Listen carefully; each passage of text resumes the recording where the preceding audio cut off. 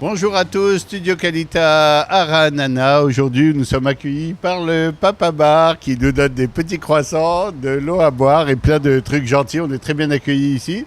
Et en plus, on a la chance d'avoir le joli sourire de Sophie Bérébi. Sophie, bonjour. Bonjour, Bernard. Sophie est la responsable à la Viso de Ra'anana. La Viso, c'est plus à présenter, mais tu vas en dire quand même quelques mots tout à l'heure. Des jeunes francophones, c'est elle la responsable de ça.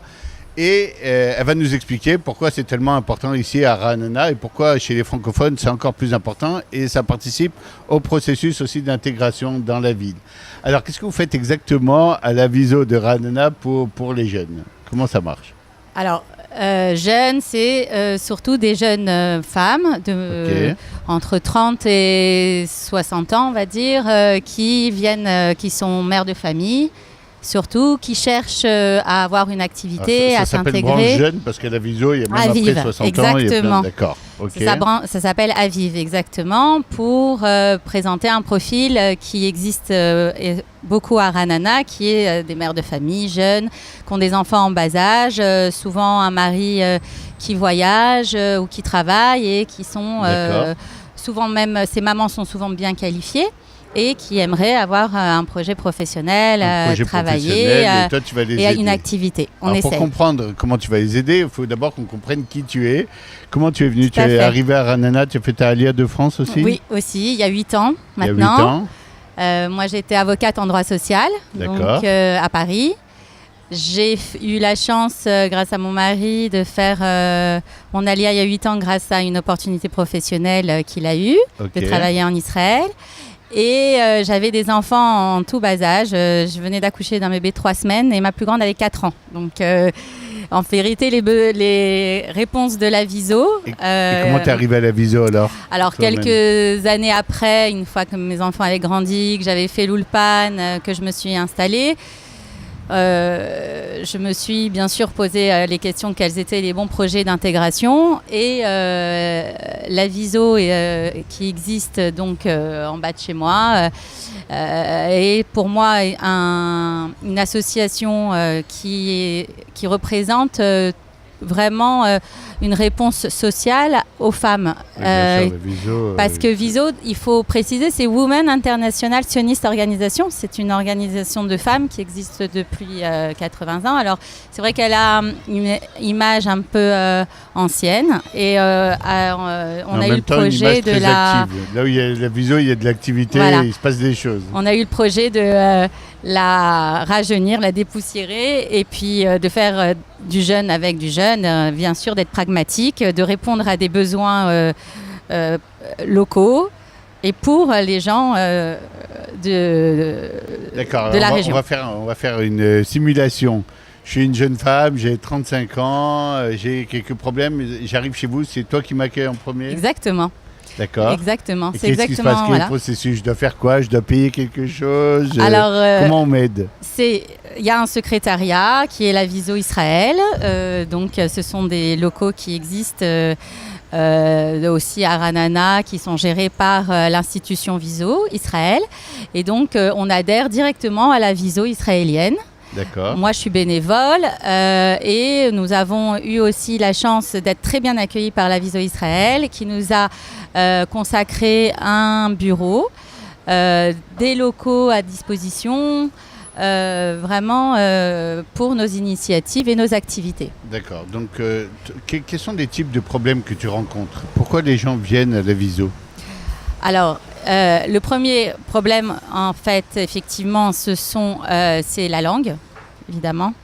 Alors, on a mis en place un Ulpan, Integralia. D'accord. Ça attire effectivement déjà une première partie de la population. C'est le fameux Ulpan qui forme par rapport à tes besoins, à l'hébreu dont tu vas avoir besoin vraiment. Exactement. Ok. Ensuite, on a organisé en fonction des séminaires d'information.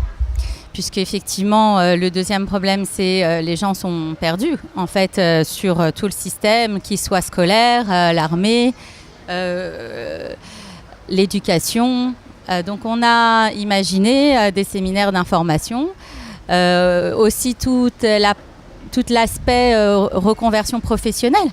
En Israël, contrairement en France, tout est possible à chaque moment.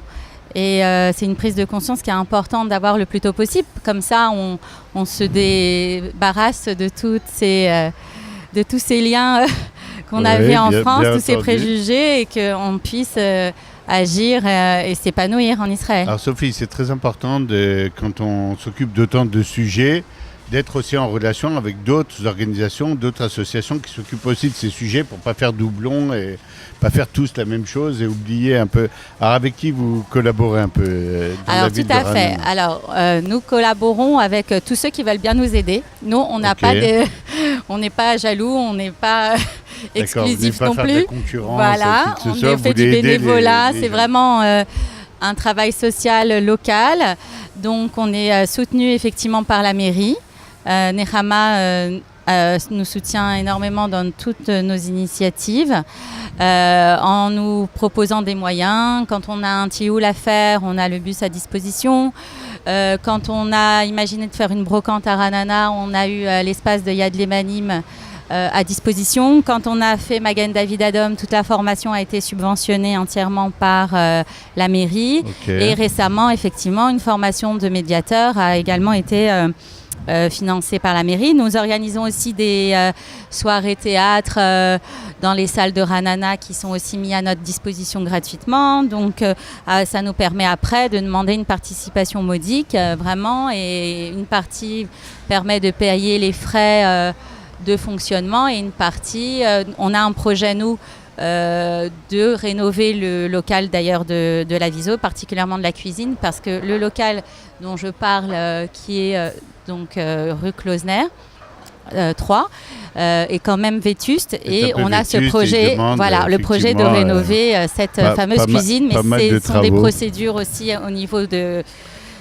la Viso qui sont un peu longues, donc ça va venir, c'est du bénévolat. Alors, ça va venir, on en est sûr, il n'y a pas de problème, ils vous aideront. Voilà. Parlons un peu des formations de Madame, Magen David Adom. Alors comment ça se passe ce sont des personnes de quel âge qui ont envie d'être volontaires dans MADA? Alors, ce sont des femmes de mon profil qui ont entre 35 et 50 ans, en fait, qui veulent se sentir utiles dans la société, qui sont souvent là depuis longtemps. C'est ce que j'ai remarqué donc, dans cette formation qu'on a lancée au début de l'année 2018, donc entre janvier et mars, vraiment qui a rencontré un très grand succès. On a eu presque 35 personnes assidues sur une formation de presque 40 heures et qui permet d'être surtout Ne'eman Chaim. C'est surtout ça qu'il faut comprendre, c'est que cette formation en fait est qualifiante. Elle a permis à ces Français d'être inscrits dans un logiciel de MADA et qui peuvent, sur lesquels ils s'inscrivent, et donc ils peuvent être appelés en cas de besoin. S'il se passe un accident ici et que je viens de m'inscrire en tant que permanent, en tant que volontaire de garde, on va dire, et ben c'est mon téléphone qui va être appelé pour secourir cette personne qui vient d'avoir malheureusement soit un accident de voiture, soit un accident. Exactement. Qui est bien étudié. En fait, MADA s'est aperçue qu'elle avait besoin des Français et de toute personne dans la rue qualifiée pour pouvoir secourir, puisque la vie est sauvée dans les premières minutes. D'accord. Alors ça, c'était pour la branche MADA de Ra'anana, qui a l'air très bien organisée, etc. Je lis dans le petit mémo qu'on m'a fait ici que vous êtes aussi occupé de médiation scolaire. Les Français qui rentrent et qui mettent leurs enfants à l'école s'aperçoit que des fois, communiquer avec la direction, avec les enseignants, c'est pas évident pour des problèmes de langue, des fois aussi des problèmes de compréhension du système israélien, de mentalité. C'est pas toujours évident, c'est pas le même système qu'en France. Alors, qu'est-ce que vous faites, vous? Où est-ce que vous intervenez ici? Alors, la médiation est vraiment une révélation pour moi, parce que venant effectivement du juridique et du contentieux et des conflits, je trouve que la médiation est une solution intéressante à la solution de tout conflit, et il y en a souvent, et ça agit même sur le moral des gens et donc sur leur bonne intégration. Vraiment, donc on l'a circonscrit aux problématiques scolaires, effectivement, qui est l'essentiel des problèmes des gens à Ra'anana. Et effectivement, l'idée, c'est que c'est le reflet aussi de l'avenir et de la société israélienne, c'est que tout est négociable. Chacun, entre un Olé Hadash, un Français et un Israélien, il y a deux mondes qui se rencontrent et chacun doit comprendre le monde de l'un et de l'autre. On a intérêt à vivre ensemble. Chacun peut apporter ses valeurs. Il y en a autant de chaque côté.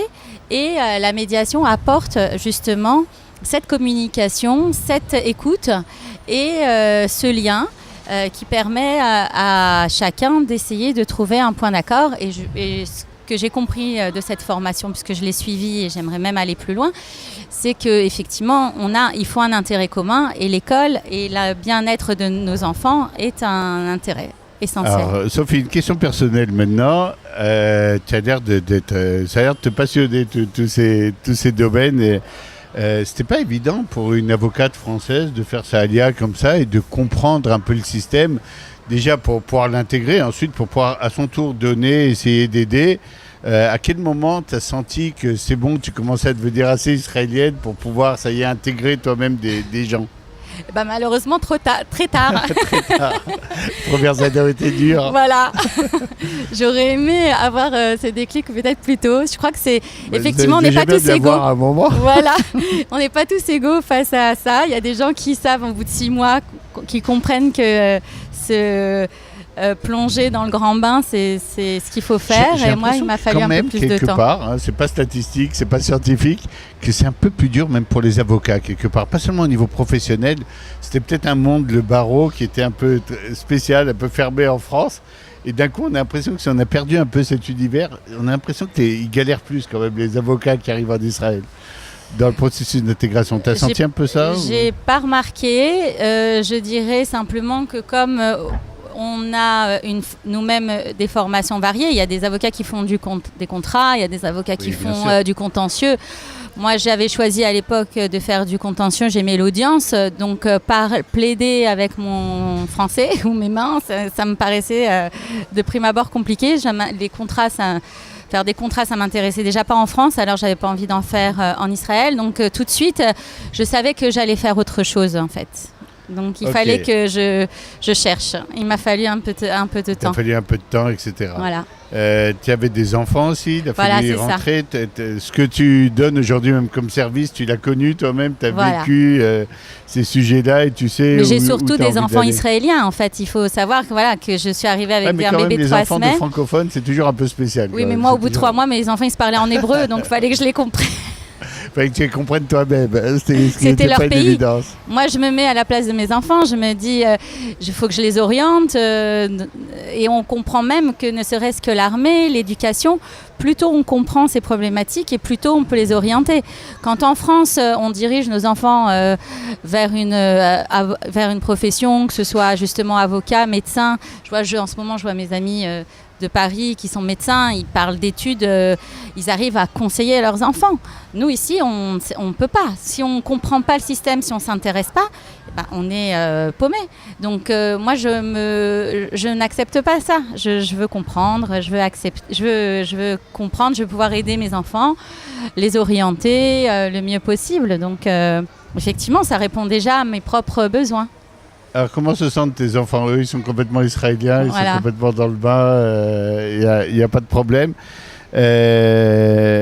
Sophie, bien, on va essayer de comprendre ensemble un peu. Je suis un nouvel immigrant, je veux venir sur Ra'anana. Pourquoi je viendrais sur Ra'anana particulièrement? Vas-y, plaide un peu pour ta ville aujourd'hui. On sort un peu du cadre de la viso, mais aussi on y revient. Pourquoi on vient aujourd'hui sur Ra'anana? Qu'est-ce qu'on vient rechercher ici? C'est vrai que Ra'anana attire, on va dire, à la Jean Juive à Paris parce qu'on le présente comme la suite de Maïmo, Yavne, une ville où il y a les meilleures écoles, où il y a des bonnes fréquentations. Voilà. Et alors, c'est vrai, moi je trouve. Et après, il y a une phase où les gens disent mais je comprends pas, il n'y a pas les boutiques, il n'y a pas les théâtres de Paris. Alors c'est vrai qu'il n'y a pas tout ça. Il fait beau toute l'année, il y a d'autres choses, il y a des piscines, il y a des gens extraordinaires, on fait des belles rencontres, des gens qui ont des projets. Il y a une cohésion de la communauté francophone, vous connaissez bien, moi je trouve. Vous faites beaucoup de choses ensemble. Il y a des gens vraiment qui ont en fait un idéal, il y a des gens idéalistes à Ranana. Et c'est ça qui me plaît. Il y a des gens qui sont là depuis 20-30 ans, qui auraient pu faire des carrières internationales et sûrement professionnelles importantes et qui ont choisi de servir leur pays, d'apporter à leur pays leurs enfants, leur propre carrière, leur talent. Et on en rencontre beaucoup ici. Il y en a plus qu'on ne le croit. Ils sont tous très discrets et c'est à eux que j'ai envie de rendre hommage parce que vraiment, il y en a beaucoup.